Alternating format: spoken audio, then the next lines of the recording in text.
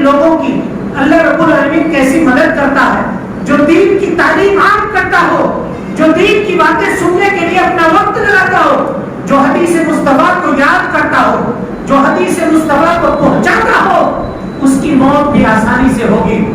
ذہبی لیٹے ہوئے ہیں، موت کی کیفیت طاری ہوئی۔ ان الحمد للہ نحمده ونستعینه ونستغفره ونعوذ بالله من شرور انفسنا ومن سیئات اعمالنا، من يهده الله فلا مضل له ومن يضلل فلا هادي له، واشهد ان لا اله الا الله وحده لا شريك له، واشهد ان محمدا عبده ورسوله، اما بعد فان خير الحديث كتاب الله، وخير الهدي هدي محمد صلى الله عليه وسلم، وشر الأمور محدثاتها، وكل محدثة بدعة، وكل بدعة ضلالة، وكل ضلالة في النار. وقد قال الله تبارك وتعالى في محكم تنزيله بعد أعوذ بالله السميع العليم من الشيطان الرجيم، بسم الله الرحمن الرحيم، أفحسبتم أنما خلقناكم عبثا وأنكم إلينا لا ترجعون. فتعالى الله الملك الحق لا إله إلا هو رب العرش الكريم، ومن يدعو مع الله إلها آخر لا برهان له به فإنما حسابه عند ربه إنه لا يفلح الكافرون. وقل رب اغفر وارحم وأنت خير الراحمين. محترم حاضرین، دوستوں، بزرگوں اور ساتھیوں، پردہ نشین اسلامی رشتے کی مائیں اور بہنیں، ہر قسم کی تعریف، حمد و ثنا، بڑکپن اور کبریائی یہ صرف اللہ رب العالمین کے لیے لائق ہے۔ وہی پروردگار عالم ہے، اسی نے ہمیں، آپ کو اور ساری کائنات کو پیدا فرمایا ہے۔ اللہ رب العالمین کی بادشاہت سے، اس کے پکڑ سے دنیا کا کوئی کونا بھی الگ نہیں۔ اللہ رب العالمین اکیلا ہے اور اکیلا پوری دنیا کی نگرانی، پوری دنیا کی دیکھ بھال اکیلے اللہ رب العالمین فرما رہا ہے۔ اللہ رب العالمین کا بہت بڑا فضل ہے، اس کا احسان ہے ہم بندوں کے اوپر کہ اس نے ہمیں میں سے ایک رسول بنا کر کے بھیجا۔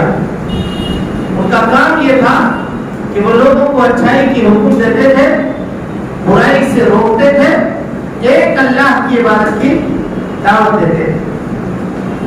درود و سلام کو جناب محمد رسول اللہ صلی اللہ علیہ وسلم پر اللهم صل على محمد وعلى آل محمد كما صليت على إبراهيم وعلى آل إبراهيم إنك حميد مجيد، اللهم بارك على محمد وعلى آل محمد كما باركت على إبراهيم وعلى آل إبراهيم إنك حميد مجيد۔ دوستوں، بزرگوں اور ساتھیوں، جیسا کہ آپ کو ناظم پروگرام نے یہ اعلان کیا کہ میں جس عنوان پہ، جس ٹاپک پہ آپ سے بات کروں گا، میرا عنوان ہے فکر آخرت۔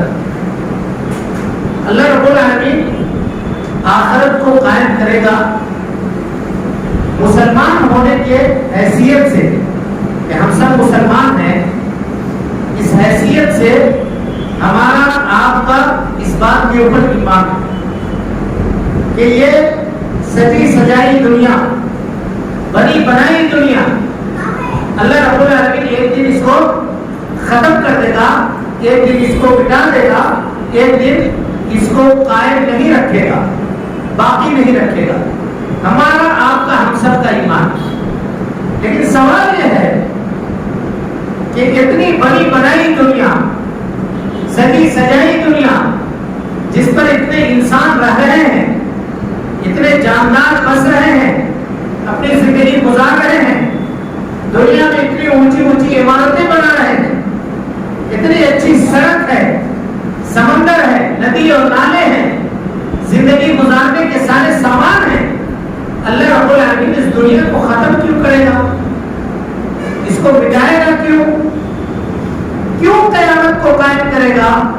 اور کیوں آخرت کو قائم کرے گا؟ یہ سوال ہے، کیوں قائم کرے گا؟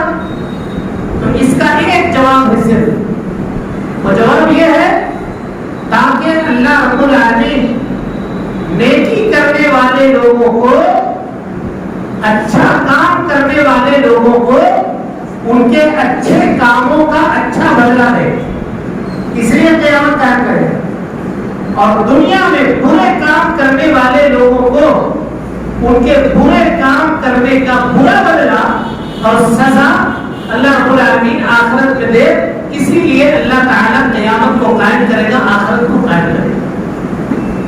لیکن اس آخرت کے قیام سے پہلے ہم میں کا جو شخص اس دنیا میں آیا ہے بحیثیت انسان، اگر اس نے ماں کی گود دیکھی ہے تو اس کو قبر کی گود ایک نہ ایک دن دیکھنی ہے، اس سے کسی کو انکار نہیں۔ دنیا میں بہت سارے لوگوں نے بہت ساری چیزوں کا انکار کیا، کچھ لوگوں نے اللہ رب العالمین تک کا انکار کیا، کہا وما هي الا حیاتنا الدنیا نموت ونحیا وما یہلکنا الا الدہر، دنیا کی یہ زندگی کیا ہے؟ ہم آئے ہیں، زندہ رہیں گے اور اس کے بعد مر جائیں گے، اور ہم کو ہلاک کرنے والی جو چیز ہے وہ دنیا ہے، یعنی زمانہ خود ہم کو ہلاک کرتا ہے، یہ عقیدہ ان لوگوں نے رکھا۔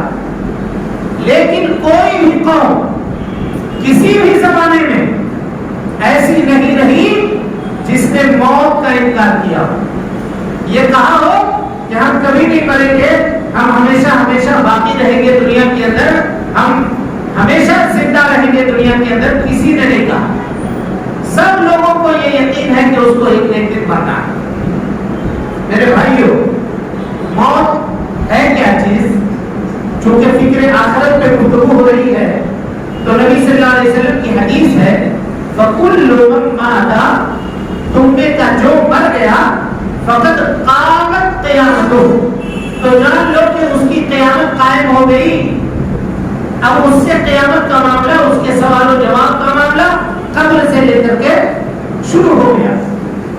اب اسی کو تھوڑی سی تفصیلی انداز میں ہم آپ کے سامنے دیے گئے وقت کے اندر رکھنے کی کوشش کریں گے، اللہ رب العالمین سے اس دعا کے ساتھ کہ اللہ تعالیٰ ہم کو کہنے سے زیادہ اور آپ کو سننے سے زیادہ ہم دونوں کو اس کے اوپر عمل کرنے کی توفیق دے۔ اللہ کے نبی جناب محمد رسول اللہ صلی اللہ علیہ وسلم نے فرمایا اکثروا من الذکر ہادم اللذات، لوگوں لذتوں کو توڑ دینے والی چیز، لذتوں کو ختم کر دینے والی چیز کو کثرت سے یاد کرو، ہمیشہ یاد کرو۔ کیوں؟ اس لیے کہ یہ دنیا ایک نہ ایک دن مٹ جانی ہے، یہ دنیا ایک نہ ایک دن ختم ہو جانی ہے، اور ہم کو آپ کو ایک نہ ایک دن اس دنیا سے رخصت ہو جانا ہے، چلے جانا ہے۔ جب یہ چیز دل کے اندر خیال اس کا باقی رہے گا تو آدمی اس دنیا سے اتنا جی نہیں لگائے گا۔ اس کی مثال آپ لیجیے، اس شہر سے وجے واڑہ سے سفر کر کے آپ گئے حیدرآباد، حیدرآباد میں آپ کو ایک ہفتہ ایک مہینہ رکنا ہے مثال کے طور پہ، تو کیا ایک مہینہ ایک ہفتہ کے لیے آپ وہاں کوئی بلڈنگ تعمیر کریں گے، وہاں کوئی زمین خریدیں گے، وہاں کوئی پراپرٹی بنائیں گے؟ کیا وہاں آپ عیش و عشرت کے سارے سامان اکٹھا کریں گے؟ نہیں کریں گے، بلکہ کوشش کریں گے کہ جتنا ضرورت ہے، جو ہمارے لیے ضروری چیز ہے، جس کے بغیر زندگی گزارنا ممکن نہیں ہے، وہ چیز ہم کو حاصل ہو جائے، بس زندگی ہماری گزر جائے، یہ وقت کٹ جائے گا اور اس کے بعد جائے گا۔ فرمایا اللہ کے نبی صلی اللہ علیہ وسلم نے تمہاری مثال دنیا کی اس زندگی میں بالکل اسی طرح سے ہے جیسے ایک مسافر آدمی اونٹ کے پیٹھ کے اوپر بیٹھ کر کے سفر کر رہا ہے، دھوپ لگتی ہے، پریشان ہوتا ہے گرمی میں، گرمی سے بچنے کے لیے، دھوپ کالے سے بچنے کے لیے کسی درخت کے نیچے اس کے چھاؤں میں تھوڑی دیر آرام کرتا ہے، اور پھر اس کے بعد جب دھوپ کم ہو جاتی ہے آرام کر لیتا ہے، تو دوبارہ وہ اپنے سواری کے پیٹھ کے اوپر بیٹھتا ہے اور چلا جاتا ہے, نکل لیتا ہے. یہی اس دنیا کی حیثیت. اللہ تعالیٰ فرماتا ہے انما مثل الحیات الدنیا کماء انزلناه من السماء فاختلط به نبات الارض فاصبح هشيما تذروه الرياح وكان الله على كل شيء مقتدرا. دنیا کی اس زندگی کی مثال اس طرح سے ہے کہ دھوپ کے زمانے میں ابھی جو موسم آ رہا ہے, اس موسم میں دیکھیں گا پوری زمین سوکھ جائے گی, گھاس پھوس سب مر جائیں گے, لہلہاتے ہوئے یہ درخت, ہرے بھرے درخت, یہ سب ختم ہو جائیں گے. اور پھر جب بارش کا موسم آئے گا, آسمان سے بارش نازل ہوگی, تو یہ درخت دوبارہ زمین سے نکلے گے اور پھر ختم ہو جائیں گے. وہی زندگی کی مثال, اتنی ہی مدت ہے اس زندگی کی. اور اس دنیا کی مدت کو سمجھنے کے لیے جناب محمد رسول اللہ صلی اللہ علیہ وسلم نے فرمایا تھا بعثت انا والقیامت کہاتین, میں اور قیامت اللہ رب العالمین نے اس طرح سے بھیجا ہے. ایسے کہیں دونوں انگلیوں کے درمیان جس طرح سے کوئی تیسری انگلی نہیں ہے, کہیں اسی طرح سے کوئی دوسرا نبی اور آنے والا نہیں ہے. اور ان دونوں انگلیوں کے درمیان جو بالکل فاصلہ نہیں ہے, کہ قیامت کے لیے اور میرے آنے کے بعد اب کوئی فاصلہ باقی نہیں. کچھ دیہاتی آئے اللہ کے نبی صلی اللہ علیہ وسلم کے پاس, دیہات کے لوگ تھے, کھیڑے کے لوگ تھے, آئے اللہ کے نبی صلی اللہ علیہ وسلم کے پاس اور پوچھا کہ اللہ کے نبی صلی اللہ علیہ وسلم ہم لوگ کب مریں گے, بتائیے. سوال عجیب سا تھا, لیکن آپ صلی اللہ علیہ وسلم نے ان لوگوں میں ایک چھوٹا بچہ تھا, اس کے طرف اشارہ کیا اور کہا کہ دیکھو اگر یہ بچہ زندہ رہا, باقی رہا, حیات اس کو ملی, تو یہ اپنی جوانی اور بڑھاپی کو نہیں پہنچے گا, اس سے پہلے پہلے تم سارے کے سارے لوگ مر جاؤ, دنیا سے چلے جاؤ. غور کیجئے گا, یعنی ایک نسل جوان ہو کر کے ابھی بڑھاپا نہیں دیکھتی ہے کہ اس سے پہلے دوسری نسل, اس سے پہلے والی نسل جو ہے وہ ختم ہو جاتی ہے. اب ہم ہی لوگوں نے اپنے ان ہاتھوں سے کتنے مردوں کو دفن کیا ہے, کتنے مردوں کو دفن کیا ہے. غور کیجیے, بستی کے, محلے کے, گاؤں کے, اپنے خود کے رشتے دار, کتنے مردوں کو دفن کیا ہے. کیا کبھی ہم نے ان مردوں کے ذریعے سے یہ نصیحت حاصل کرنے کی کوشش کی کہ وہ جو چلے گئے وہ دنیا سے کیا لے کر گئے, کیا کر کے گئے, کیا ہاتھ آیا ان کے. سکندر اعظم جو پوری دنیا میں بادشاہت کرتا تھا, جب دنیا سے گیا تو کیا ملا اس کو, اس کے دونوں ہاتھ خالی تھے. نہ یہاں کے ہیرے لے کر گیا, نہ جواہرات لے کر گیا, نہ پیسے لے کر کے گیا, نہ نوٹ لے کر کے گیا, کچھ بھی تو نہیں لے کر گیا. کیا لے کر گیا؟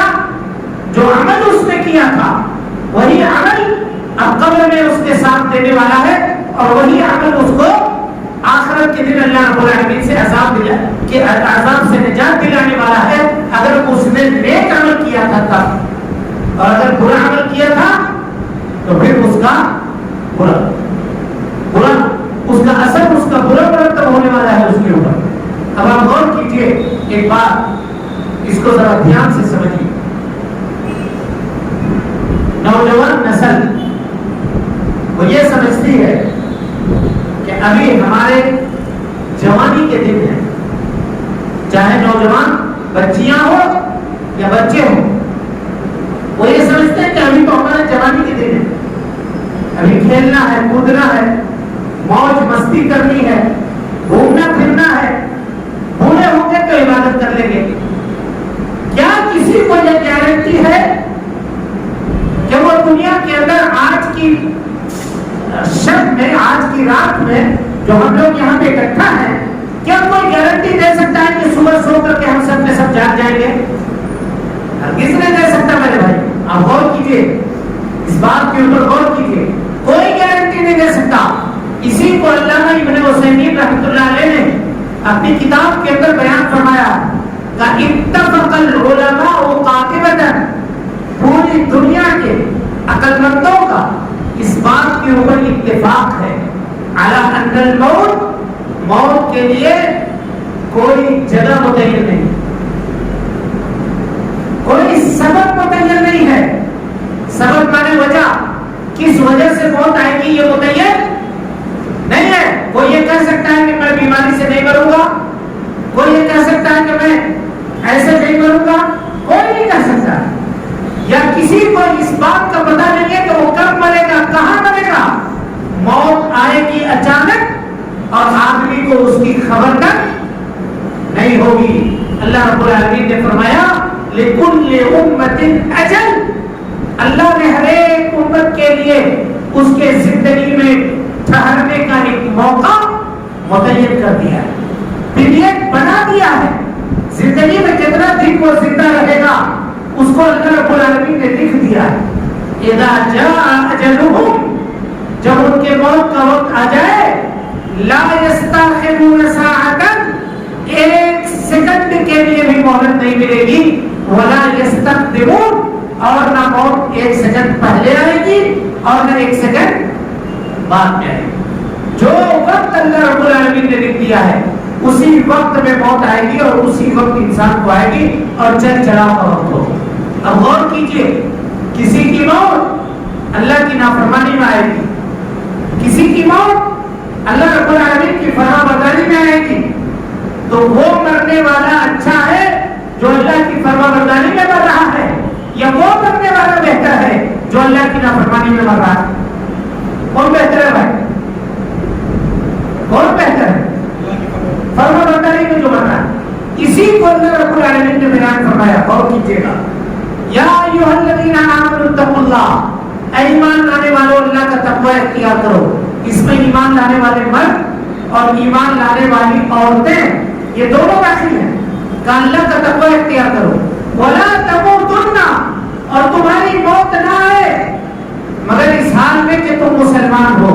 یعنی زندگی کے کسی بھی لمحے میں آدمی کو یہ کوشش کرنی چاہیے کہ اللہ رب العالمین کی نافرمانی نہ کرے. چاہے سوتے ہو، چاہے جگتے ہو، چاہے اٹھتے ہوئے ہو یا بیٹھتے ہوئے ہو، چاہے تنہائی میں ہو یا جہاں کہیں بھی ہو، آدمی کو یہ کوشش کرنی چاہیے کہ وہ اللہ رب العالمین کی نافرمانی نہ کرے. میرے بھائیوں، یہاں چونکہ عورتوں کا بھی مجمع ہے، ہم مرد حضرات، نوجوان حضرات بھی موجود ہیں. گناہ کے آج کتنے مواقع ہم کو اور آپ کو میسر ہے.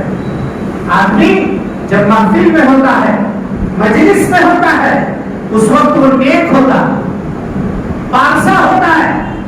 لیکن جب تنہائی میں ہوتا ہے تو اس وقت کیا کر رہا ہوتا ہے یہ اس کے ایمان کا امتحان ہوتا ہے، چاہے مسلمان مرد ہو یا مسلمان عورت ہو.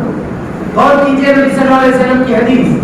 آپ صلی اللہ علیہ وسلم نے فرمایا کل قیامت کے دن بہت سارے لوگ اللہ رب العالمین کے پاس اس طرح سے آئیں گے کہ ان کے پاس تہامہ پہاڑ کے برابر نیکی ہوگی، ایک پہاڑ کے برابر نیکی ہوگی، بیضاء نقیہ، صاف ستھری نیکی ہوگی ایک پہاڑ کے برابر. لیکن اللہ رب العالمین ان کے اس نیکی کو اڑا دے گا. فَجَعَلْنَاهُ هَبَاءً مَنْثُورًا، اڑا دے گا اللہ رب العالمین روئی کے طرح سے، گرد و غبار کے طرح سے اڑا دے گا. وہ نیکی ان کے کچھ بھی کام نہیں آئے گی. صحابہ نے پوچھا اے اللہ کے رسول صلی اللہ علیہ وسلم یہ کون لوگ؟ بڑے بدنصیب لوگ ہوں گے، اتنا نیکی کرنے کے باوجود بھی آخرت میں ان کی نیکی ان کے کام نہیں آئی، تو یہ بڑے بدنصیب لوگ ہوں گے. نبی صلی اللہ علیہ وسلم نے فرمایا قوم، یہ وہ لوگ ہوں گے اذا خلوا بمحارم اللہ انتہکوها، جب یہ اللہ رب العالمین کے حرمت کردہ چیزوں کو تنہائی میں، اکیلے میں، گھر بند کر کے، دروازہ بند کر کے جب بیٹھتے تھے تو اللہ تعالیٰ کے حرام کردہ چیزوں کو پامال کر دیتے تھے، ختم کر دیتے تھے. مجلس میں بیٹھ کر کے حرام حلال کی تمیز کرتے تھے، لیکن جب تنہائی میں جاتے تھے تو حلال حرام کی کسی چیز کی تمیز نہیں ہوتی. اب غور کیجئے، کیا ہمارا شمار بھی ان لوگوں میں سے تو نہیں ہے جن لوگوں کو کے نیکیوں کو اللہ رب العالمین قیامت کے دن نعوذ باللہ ضائع اور برباد کر دے گا، ختم کر دے گا؟ میرے بھائیوں، تو بات کی گفتگو یہ چل رہی تھی آپ کے سامنے کہ قیامت یہ قائم ہوگی، اور ہر شخص کی قیامت اس وقت قائم ہوگی جب اس کی موت آئے گی. اب آپ دیکھیے، موت سے پہلے موت کے کچھ نشانیاں ہوتی ہیں جس کو ہم لوگ کہتے ہیں، یا جس کو قرآن مجید کے اندر کہا گیا ہے سکرات الموت. کیا کہا گیا ہے؟ سکرات الموت. مرنے سے پہلے یہ نشانی ہوتی ہے.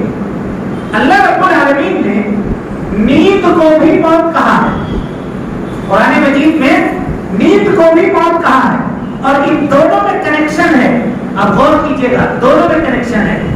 اللہ تعالیٰ کہتا ہے اللہ یتوفی الانفس حین موتها والتي لم تمت في منامها فيمسك التي قضى عليه الموت ويرسل الاخرى الى اجل مسمى. اللہ رب العالمین یتوفی الانفس، جانوں کو موت دیتا ہے، لوگوں کو موت دیتا ہے اللہ رب العالمین. والتي لم تمت في منامها، یہ موت اس موت سے الگ ہوتی ہے جو نیند کے اندر آتی ہے. فَيُرْسِلُ الْأُخْرَى إِلَىٰ أَجَلٍ مُّسَمًّى، نیند میں اللہ رب العالمین موت دے کر کے ایک مقررہ مدت تک اس کے روح کو واپس لوٹا دیتا ہے. دوسری جگہ اللہ تعالیٰ کہتا ہے هُوَ الَّذِي، وہ اللہ رب العالمین ہے، يَتَوَفَّاكُم بِاللَّيْلِ، جو تم کو رات کے وقت موت دیتا ہے، وَيَعْلَمُ مَا جَرَحْتُم بِالنَّهَارِ، اور پھر دنیا میں جب تم جگ جاتے ہو صبح کو تو دن کے اندر جو اعمال تم کرتے ہو، جو کام تم کرتے ہو، چاہے وہ کام اچھا ہو یا برا ہو، اللہ رب العالمین اس کام کو جانتا ہے، اس کام کو دیکھتا ہے، تاکہ تم کو آزمائے کہ تم دنیا کے اندر کون سے اعمال کر رہے ہو.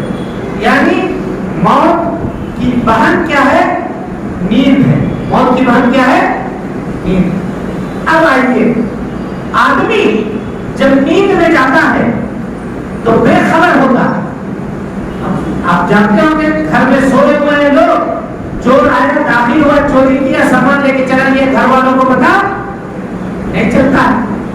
نیند میں آپ سوئے ہوئے، کوئی جیب سے آپ کو موبائل لے کر چلا جائے، آپ کو پتا نہیں چلتا. لیکن نیند میں آدمی کبھی کبھی سوچتا ہے، خواب دیکھتا ہے، اور وہی چیزیں سوچتا ہے جو چیزیں دن کے اندر وہ کرتا ہے. سمجھ میں آ رہی بات؟ یعنی اگر آج آپ کو دن میں ٹینشن ہے بہت زیادہ کسی مسئلے کا، تو رات کو اگر سوئیے گا تو خواب میں بھی اس ٹینشن کا کچھ نہ کچھ حصہ آپ کو آئے گا. آئے گا نہیں آئے گا؟ ہوتا ہے ایسا، یہ انسان کی فطرت. لہذا میرے بھائیوں، نبی صلی اللہ علیہ وسلم کی حدیث ہے انما الاعمال بالخواتیم، عملوں کا دار و مدار انسان کے خاتمے کے اوپر ہے. اور اس وقت جب انسان دنیا سے مر رہا ہوتا ہے، جا رہا ہوتا ہے، اس وقت شیطان بہت ایکٹیو ہوتا ہے. کیوں؟ اس لیے ایکٹیو ہوتا ہے کہ اس کا کام یہی ہے کہ وہ ہم کو اور آپ کو بھٹکائے، ہم کو اور آپ کو بھٹکائے، ہم کو اور آپ کو جنت کے راستے سے نکال کر کے جہنم کے راستے پہ لگا دے. تو شیطان یہ چاہتا ہے کہ یہ آخری آپشن ہے، آخری مہلت ہے، اب اس کے بعد مہلت ہم کو نہیں ملے گی اس بندے سے. لہذا وہ اپنی پوری طاقت لگاتا ہے، پوری طاقت لگاتا ہے اس بندے کو گمراہ کرنے کے لیے. جان لیجئے، اگر زندگی میں آدمی نے نیکی کیا ہے، بھلائی کی ہے، اچھائی کی ہے، اللہ رب العالمین کی رضامندی میں اپنی زندگی گزاری ہے، تو اللہ رب العالمین اپنے فرشتوں کے ذریعے موت کے وقت اس بندے کی حفاظت کرتا ہے شیطان سے. لیکن اگر ایسا نہیں کیا ہے تو میرے بھائی وہ شیطان آتا ہے اور موت کے وقت آدمی کو تکلیف ہوتی ہے.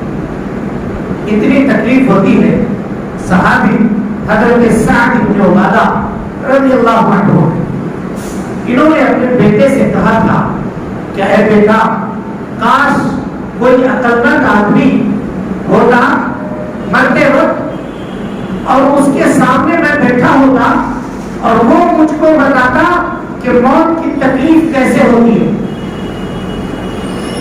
میں جاننا چاہتا ہوں۔ ان کے بیٹے کہتے ہیں کہ اتفاق یہ ہوا کہ میرے والد خود سکرات میں چلے گئے اور میں سرانے کے اوپر بیٹھا ہوا تھا، ان کے سر کے پاس بیٹھا ہوا تھا میں۔ تو انہوں نے کہا کہ ابا جان، آپ یہ خالص ظاہر کر رہے تھے کہ کوئی موت کے بارے میں بتاتا، تو آپ بتائیے موت کی جو کیفیت انہوں نے بیان کی ہے، میرے بھائیوں سن کر کے آدمی کی رونگٹے کھڑے ہو جاتے ہیں۔ کہا کہ بیٹا، صحابی، بیٹا بھی صحابی ہے اور والد بھی صحابی، وہ صحابی جن سے اللہ راضی ہو گیا تھا، ان کو اپنی کیفیت بیان کرنے کو کیجیے۔ کہا کہ بیٹا یوں لگ رہا ہے کہ پورے جسم کو کسی کانٹے کے اوپر سلا دیا گیا ہے، میرے جوڑ جوڑ ٹوٹ رہے ہیں، جتنا جوائنٹس ہے جسم کا، درد کے مارے یہ جوائنٹس ٹوٹ رہے ہیں، یوں لگ رہا ہے کہ اب درد برداشت سے باہر ہے، اور لگ رہا ہے کہ میرے کلیجے میں سوئی چبھوئی گئی ہے اور کلیجے کو ایک کپڑے کے مانند پکڑ کر کے کھینچا جا رہا ہے، گھسیٹا جا رہا ہے، بس اس سے زیادہ اور میں بیان کرنے کی طاقت نہیں رکھتا۔ غور کیجیے، یہ معاملہ سکرات کا یہ صرف ایسا نہیں ہے کہ کوئی آدمی اس سے بچ جائے گا۔ ام المؤمنین حضرت عائشہ صدیقہ رضی اللہ تعالی عنہا کہتی ہیں کہ میں نے نبی صلی اللہ علیہ وسلم کی سکرات کی جو حالت دیکھی ہے، اس کے بعد کسی بھی مرنے والے کی موت کے اوپر میں نے افسوس نہیں کروں گی۔ جو حالت میں نے نبی صلی اللہ علیہ وسلم کی دیکھی ہے، کہا کیا حالت تھی؟ حالت یہ تھی، بے چینی اتنی تھی کہ آپ چادر کبھی منہ کے اوپر ڈالتے تھے اور پھر پریشان ہو کر کے چادر کو پھینک دیتے تھے۔ پانی کا پیالہ سامنے پڑا ہوا تھا، اس پیالے میں اپنا ہاتھ ڈالتے تھے، بھگاتے تھے، پانی لے کر کے اپنے چہرے کے اوپر، اپنے پشانی کے اوپر لگاتے تھے اور کہتے تھے ان للموت لسکرات، بے شک موت کے لیے سکرات ہے، بے شک موت کے لیے سکرات ہے۔ جب نبی صلی اللہ علیہ وسلم کا یہ حال ہے، صحابی کا یہ حال ہے، تو کبھی ہم نے سوچا ہے ہمارا اور آپ کا کیا حال ہوگا؟ اس کے لیے کوئی تیاری کی ہے؟ اس وقت کی آسانی کے لیے کوئی تیاری کی ہے؟ اور جان لیجیے اس وقت جو تکلیف ہوتی ہے، جو بے چینی ہوتی ہے، تو شیطان آتا ہے ڈاکٹر کی شکل میں، کبھی کسی اور چیز کی شکل میں، کبھی کسی ولی کی شکل میں، کبھی کسی بزرگ کی شکل میں، کبھی دوست کی شکل میں، وہ آ کر کے کہتا ہے کہ تکلیف ہو رہی ہے تم کو؟ کہاں بھائی بہت تکلیف ہو رہی ہے، بہت پریشانی میں، کا ایک طریقہ بتاتے ہیں تم کو تکلیف سے نجات مل جائے گی۔ بولو بھائی کیا؟ بولے یہودی بن جاؤ، نصرانی بن جاؤ، مجوسی بن جاؤ، وہ مشورہ دیتا۔ اور یہ آدمی اگر دنیا کے اندر عمل کے اعتبار سے، ایمان کے اعتبار سے کمزور ہے تو شیطان کی بات قبول کر لیتا ہے اور آخری وقت میں یہودیت اور نصرانیت کا اقرار کر لیتا ہے، جہنم رسید ہوتا ہے۔ اسی کو اللہ کے نبی صلی اللہ علیہ وسلم نے ہر نماز میں دعا مانگنے کے لیے کہا ہے، اسی وقت سے کہا اللہم انی اعوذ بک من عذاب القبر، اے اللہ رب العالمین عذاب قبر سے میں تیری پناہ چاہتا ہوں، واعوذ بک من فتنۃ المسیح الدجال، دجال کے فتنے سے تیری پناہ چاہتا ہوں، واعوذ بک من فتنۃ المحیا وفتنۃ الممات، اے اللہ رب العالمین میں زندگی کے فتنے سے پناہ چاہتا ہوں اور اے اللہ رب العالمین میں موت کے فتنے سے پناہ چاہتا ہوں۔ یہی موت کا فتنہ ہے۔ موت آئی ہے،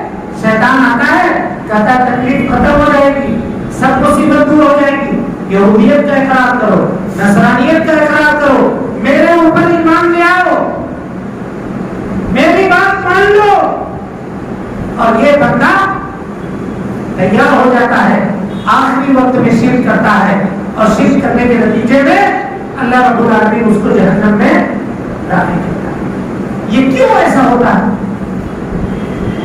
کیوں ایسا ہوتا ہے؟ علامہ ابن قیم رحمۃ اللہ علیہ لکھتے ہیں کہ زندگی میں ایک شخص کو میں ایسا جانتا ہوں جو مدمن الخمر تھا۔ مدمن الخمر کہتے ہیں پکا شرابی کو، پکا شرابی، ایک دم صبح و شام شراب پینے والا۔ اس کو منع کیا جاتا تھا کہ نہیں پیو شراب، غلط ہے، اللہ کے نبی نے، اللہ رب العالمین نے منع کیا ہے، لیکن وہ نہیں مانتا، شرابی تھا۔ جب مرنے لگا تو لوگوں نے اس کو کہا کہ کلمہ پڑھو، لا الہ الا اللہ پڑھو، تو اس نے کہا کہ بس ایک گلاس شراب بنا کر کے مجھے دے دو، مجھ کو سکون مل جائے گا، مجھ میری تکلیف ختم ہو جائے گی۔ مرنے کے وقت میں وہ کیا مانگ رہا؟ شراب مانگ رہا۔ اور کیجیے گا، اگر دنیا کی یہ زندگی دنیا داری میں لگائی ہے، دنیا کمانے میں لگائی ہے، نماز نہیں پڑھتے تھے، اللہ کے ذکر میں، اللہ کی یاد میں نہیں لگائی ہے، تو مرتے وقت بھی وہی بولے گا آدمی جو دنیا میں بولا کرتا تھا۔ کیونکہ میں نے آپ کو بتایا کہ نیند میں اور موت میں کنیکشن ہے۔ جیسے دن کو آدمی جو بولتا ہے خواب میں وہی بولتا ہے، اسی طریقے سے زندگی بھر جو بولے گا وہی مرنے کے وقت بولے گا۔ اب اس میں سوء خاتمہ اس کو کہا جاتا ہے۔ کیا کہا جاتا ہے؟ سوء خاتمہ، برا خاتمہ۔ اب اگر کسی کا برا خاتمہ ہو گیا بھائی، تو سمجھئے کہ اب یہیں سے مصیبت کے دن شروع ہو گئے۔ اب فرشتے دو طرح کے آتے ہیں۔ جب آدمی دنیا سے رخصت ہو رہا ہوتا ہے تو دو طرح کے فرشتے آتے ہیں اس کے پاس، نیکی کے فرشتے، برائی کے فرشتے۔ برائی کے فرشتے نہایت بری شکل میں، بدبودار کپڑے میں اس کے سامنے آتے ہیں، اور نیکی کے فرشتے جو ہوتے ہیں وہ خوشبودار کپڑے پہنے اچھی شکل و صورت میں آتے ہیں۔ اسی لیے دیکھیے گا کوئی آدمی مرنے سے پہلے یہ کہتا ہے کہ مجھے کچھ مہمان نظر آ رہے ہیں، گھر میں کوئی مہمان آ رہا ہے، کوئی سفید کپڑا پہن کر کے آ رہا ہے، کوئی یہ آ رہا ہے، اور کسی کو مرنے سے پہلے خوف ہوتا ہے، مجھے ڈر لگ رہا ہے، چھوڑ کے مت جاؤ، میرے پاس بیٹھو، فلاں آؤ، فلاں آؤ۔ سکرات کے وقت میں لوگ کہتے ہیں ایسا۔ جو نیک ہوتا ہے اس کو نیکی نظر آتی ہے، جو برا ہوتا ہے اس کو برائی نظر آتی ہے۔ اب اس کے بعد وہ فرشتے، اگر آدمی نیک ہوتا ہے تو برائی والے فرشتے وہاں سے چلے جاتے ہیں، اور اس کے روح کو نہایت آسانی کے ساتھ قبض کیا جاتا ہے، نکالا جاتا ہے۔ اللہ تعالیٰ اس کو قرآن مجید کے اندر بیان فرماتا ہے، وَمَنْ أَظْلَمُ مِمَّنِ افْتَرَىٰ عَلَى اللَّهِ كَذِبًا أَوْ قَالَ أُوحِيَ إِلَيَّ وَلَمْ يُوحَىٰ إِلَيْهِ بِشَيْءٍ۔ اس شخص سے بڑھ کر کے ظالم کون ہوگا جو اللہ رب العالمین کے اوپر جھوٹ مانگتا ہے، اور جو یہ کہتا ہے کہ میرے اوپر وحی نازل ہوئی ہے، جبکہ اس کے اوپر وحی نازل نہیں ہوتی ہے۔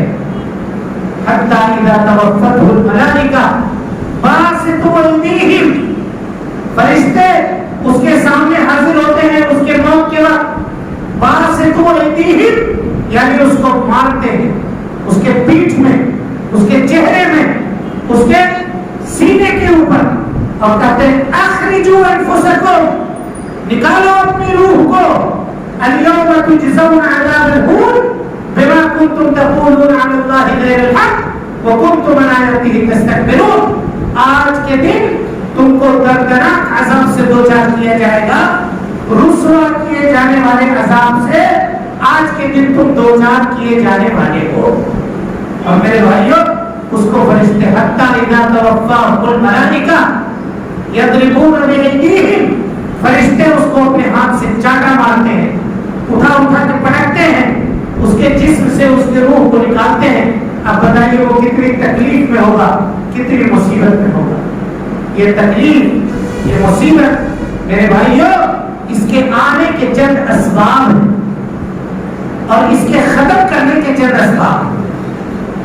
آنے کے لانے کے اسباب، اگر عورت ہے تو غور کیجیے، نبی صلی اللہ علیہ وسلم نے فرمایا عورت اگر 5 وقت کی نماز پڑھتی ہے، 1 مہینے کا روزہ رکھتی ہے، اپنے شوہر کی فرما برداری کرتی ہے، اپنے نفس کی حفاظت کرتی ہے، تو اللہ رب العالمین قیامت کے دن اس کو جنت میں داخل کرے گا. بس یہی عمل ہے، اس کے علاوہ کوئی دوسرا عمل نہیں ہے. اب دیکھیں بحیثیت عورت وہ اپنی زندگی دیکھے کہ اس کی زندگی کیسے گزر رہی ہے، اور بحیثیت مرد اس کے اوپر اللہ کے جو حقوق ہیں ان حقوق کو وہ ادا کر رہا ہے یا نہیں کر رہا ہے. صبح سے لے کر کے شام تک چاہے مرد ہو یا عورت ہو، ہم لوگ بیٹھ کر کے گانا سنتے ہیں. سنتے ہیں نہیں سنتے ہیں؟ بتائیے سنتے ہیں کہ نہیں سنتے؟ جو گانا سننے والا ہے مرنے کے وقت اس کو کرنے کی توفیق نہیں ہوگی، یہ جان لے، کیونکہ یہ مسمار شیطان ہے، شیطان کے حاضر ہونے کا سبب ہے.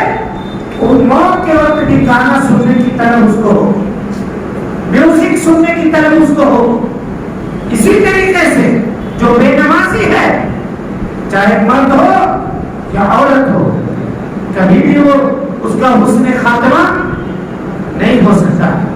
بے نمازی کی موت یہ نہایت اذیت کی موت ہوتی ہے، نہایت بری موت ہوتی ہے. چنانچہ اگر کوئی آدمی یہ چاہتا ہے کہ اس کی زندگی اچھی ہو اور اس کی موت اچھی ہو، تو اس کو چاہیے کہ وہ نمازی بنے، اس کو چاہیے کہ وہ نمازی بنے. میرے بھائیوں، اللہ رب العالمین کے کچھ بندے ایسے بھی ہوتے ہیں جن کو اللہ رب العالمین سکرات کی اس تکلیف سے محفوظ رکھتا ہے. بات کو ختم کرتے ہیں، سمیٹتے ہیں. امام مزی رحمۃ اللہ علیہ بڑے پائے کے محدث ہیں، بڑے پائے کے محدث ہیں. انہوں نے کتابیں لکھی، بہت ساری کتابیں ان کی موجود ہیں. شاگردوں سے یہ وصیت کیا کہ میری زندگی میں میری ایک بھی کتاب نکال کر کے باہر کسی کو عام مت کرنا، پبلش مت کرنا میری کتاب کو. کہا کیوں ایسا کر رہے ہیں استاذ؟ آپ کی اس کتاب سے لوگوں کو فائدہ پہنچے گا؟ کہا پہنچے گا. موت کے وقت تم میرے سامنے بیٹھے رہنا، میرے ہاتھ میں تم اپنا ہاتھ دینا. اگر میں نے تمہارے ہاتھ کو زور سے دبا لیا، پکڑ لیا، غور کیجیے گا، زور سے دبا لیا، پکڑ لیا، تو سمجھ جانا کہ مجھے تکلیف ہو رہی ہے. اور اگر مجھے تکلیف ہوگی تو اللہ نے میرے اعمال کو قبول نہیں کیا ہوگا، میرے ان کتابوں کے ذخیرے کو جلا دینا. اس کے بعد لوگوں کے حوالے مت کرنا. اللہ اکبر. آج ہم ایک عمل کر کے، تھوڑا سا عمل کر کے کتنا پبلش کا جذبہ رکھتے ہیں.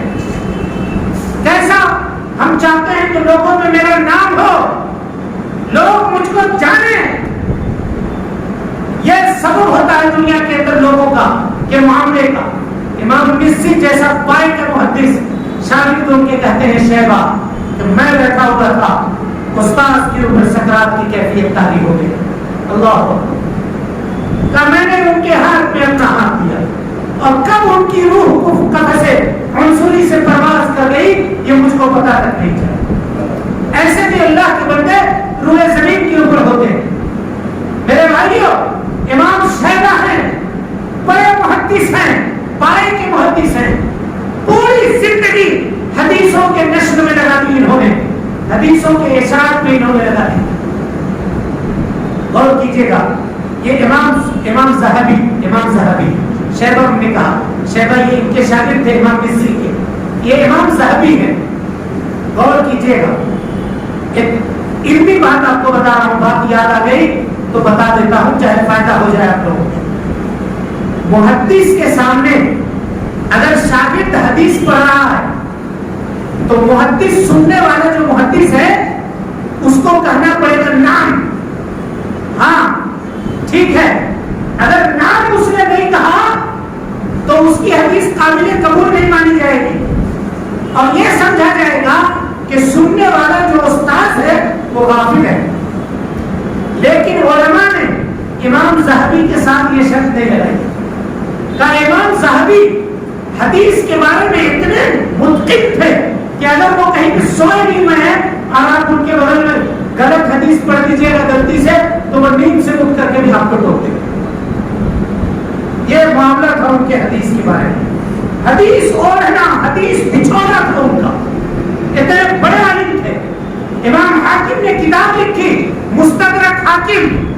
पूरे मुहद्दिसीन ने कहा कि मुस्तदरक हाकिम की वही हदीस ली जाएगी जिसको ज़हबी ने सही कह दिया हो, बस उसके अलावा नहीं। इतने पाए के मुहद्दिस हैं, सकरात के वक्त में बैठे हुए हैं, शागिर्द उनके सकरात में लेटे हुए हैं बिस्तर में, उनके शागिर्द इर्द गिर्द बैठे हुए हैं। अल्लाहु अकबर। नेक लोगों की अल्लाह रब्बुल आलमीन कैसी मदद करता है, जो दीन की तालीम आम करता हो, जो दीन की बातें सुनने के लिए अपना वक्त लगाता हो, जो हदीस मुस्तफा को याद करता हो, जो हदीस मुस्तफा को पहुंचाता हो, उसकी मौत भी आसानी से होगी। ज़हबी लेटे हुए हैं, मौत की कैफियत तारी हुई। शागिर्दों ने में से एक ने कहा कि सुनो, ऐसा करते हैं, उस्ताद को नसीहत करते हैं, उस्ताद को कलमे की तलकीन करते हैं, कहते हैं कि कलमा पढ़ो। एक ने कहा कि तुम कहो। उसने कहा कि नहीं भाई, मेरी हिम्मत नहीं, मेरी हिम्मत नहीं है कि हम उस्ताद से ये कहें। उसने कहा कि तुम कहो। कहा कि नहीं भाई, हमको भी हिम्मत नहीं। दोनों ने मिलकर ये फैसला किया कि अब ऐसा करते हैं कि वो हदीस जिसमें अल्लाह के नबी सल्लल्लाहु अलैहि वसल्लम ने मरते वक्त कलिमा ला इलाहा इल्लल्लाह पढ़ने के लिए कहा है, उस हदीस को सनद के साथ उस्ताद के सामने पढ़ते हैं। उस्ताद सुन रहे हैं, लिहाजा शागिर्द ने पढ़ना शुरू किया। हजरत अबू हुरैरा की रिवायत है, सनद से हदीस पढ़ रहे हैं। हड़बड़ में, जल्दबाजी में हदीस की सनद में गलती कर गए। इमाम ज़हबी जो सकरात में थे, कहा चुप हो जाओ, ठहरो, उठाओ उठाओ, मुझको उठाओ, उठा करके बैठाओ। हदीस ऐसे नहीं है, मैं पढ़ता हूँ हदीस। सकरात में है, शागिर्दों ने सहारा देकर के बिस्तर के ऊपर बैठा दिया। कहा हद्दसना फुला फुला फुला फुला अन अबी हुरैरा रज़ियल्लाहु तआला अन्हु क़ाल रसूलुल्लाह सल्लल्लाहु अलैहि वसल्लम मन काना आखिरु कलामिही ला इलाहा इल्लल्लाह।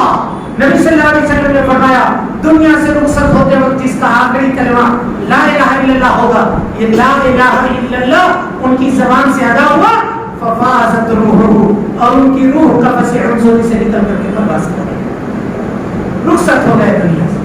मौत ऐसी भी होती है, मौत ऐसी भी होती है मेरे भाइयों। दुनिया की ये जिंदगी आज है, कल खत्म हो जाएगा।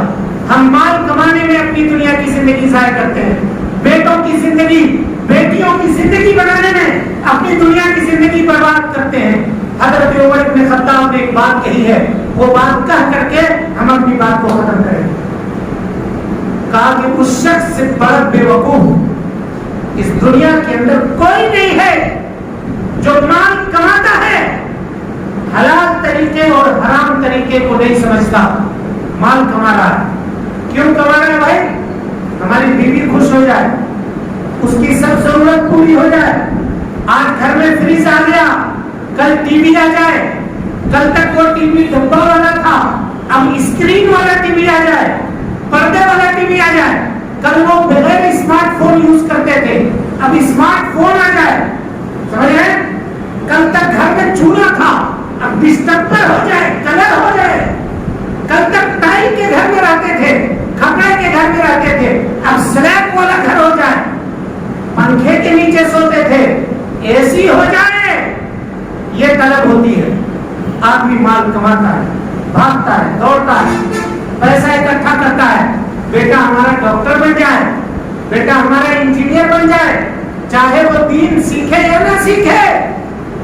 حلال حرام کی تمیز کیے بغیر آدمی یہ پیسہ جمع کرتا ہے.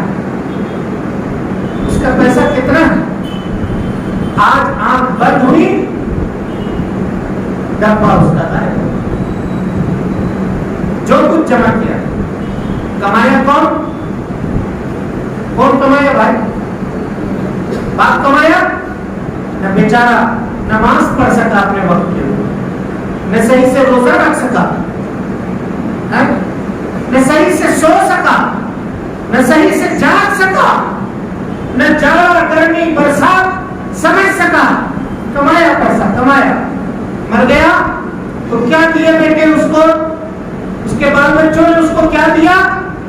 بازار سے جا کر کے بہت مالدار اگر ہوں گے تو 200 روپے میٹر، اس سے زیادہ میٹر کا کپڑا ملتا ہے کفن کا؟